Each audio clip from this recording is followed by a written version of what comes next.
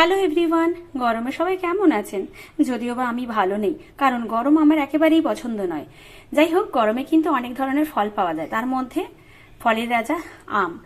এই সময় বাজারে প্রচুর আম অ্যাভেলেবল এবং প্রত্যেকের বাগানেই প্রায় আম রয়েছে। তো আমি বেগুনফুলি আম নিয়ে নিলাম। আমের খোসা ছাড়িয়ে শাঁসগুলো একটা মিক্সিং বলে নিয়ে নিলাম। তাতে ব্যালেন্সটা ঠিকঠাক রাখার জন্য অল্প একটু লবণ দিলাম আর দিলাম পরিমাণ মতো মিষ্টি, যে যেভাবে মিষ্টি পছন্দ করে। আমি কিন্তু মধু দিই চিনির পরিবর্তে, যেহেতু মধুটা শেষ হয়ে গেছে তাই আমি চিনি দিলাম। তারপর ভালো করে মিক্সিতে ব্লেন্ড করে নিলাম। ব্লেন্ড করে নেওয়ার পর দুধ দিলাম। যে যেরকম থিকনেস পছন্দ করে সে সেইভাবে দুধ অ্যাড করবেন। আমিও অ্যাড করে নিলাম বেশ কিছুটা দুধ অ্যাড করে নেওয়ার পর আরও একবার মিক্সিতে ব্লেন্ড করে নেবো। ব্লেন্ড করে নিলে দেখুন আম এবং দুধ একদম মিলেমিশে একাকার কাণ্ড, সুন্দর বেশ একটা ফ্লেভারও আসছে, খুব সুন্দর একটা। আপনারা চাইলে কিন্তু ভ্যানিলা এসেন্সও দিতে পারেন, যাই হোক কোনো দরকার নেই। এবার সুন্দর সুন্দর বেশ বলে আমি সার্ভ করে নেব। এই সার্ভ করে নেওয়ার পর সবগুলো আমি বোল ফ্রিজে রেখে দেবো। একটু ঠান্ডা ঠান্ডা না হলে কি আর গরমে জমে?